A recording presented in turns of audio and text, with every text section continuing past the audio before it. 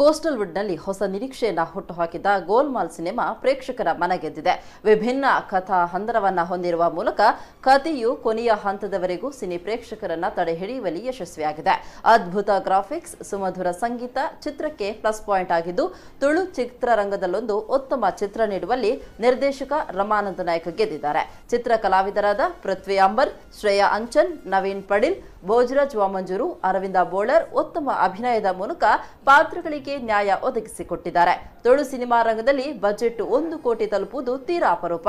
ಅಂಥದ್ರಲ್ಲಿ 1.5 ಕೋಟಿ ವೆಚ್ಚದಲ್ಲಿ ತಯಾರಾದ ಚಿತ್ರ ಎನ್ನುವ ಕಾರಣದಿಂದಲೇ ಗಮನ ಸೆಳೆದಂತಹ ಚಿತ್ರ ಗೋಲ್ಮಾಲ್. ಕನ್ನಡದಲ್ಲಿ ಜನಪ್ರಿಯತೆ ಹೊಂದಿರುವ ಒಂದಷ್ಟು ಕಲಾವಿದರು ಕೂಡ ಚಿತ್ರದಲ್ಲಿ ಅಭಿನಯಿಸಿದ್ದು, ಕರಾವಳಿಯಾದ್ಯಂತ ಸಿನಿಮಾ ಉತ್ತಮ ಓಪನಿಂಗ್ ಪಡ್ಕೊಂಡಿದೆ.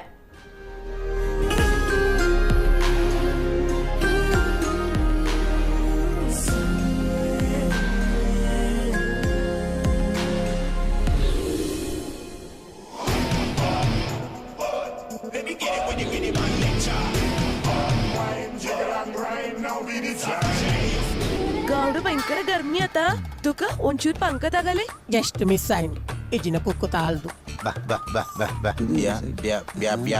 ಎನ್ನರ ತೂಪರ ಸಿಂಗ್ ಇನ್ಸ್ಪೆಕ್ಟರ್ ಸನಿ ಸಿಂಗ್ ಸ್ವಾಮಿ ಜಿರಿ ಬಕ ಯಾನೇರಿ ಕಾಮಿಯ ಆನಡ ದೆಪ್ಪಿನಾತ ಬರ್ಪುಂಡು ಮೂಲ ಕೊನೆದಾಗ ಏನ್ ಹೇಳ್ತೀರಾ ಸರ್? ಜೈ ಜವಾನ್ ಜೈ ಕಿಶಾನ್.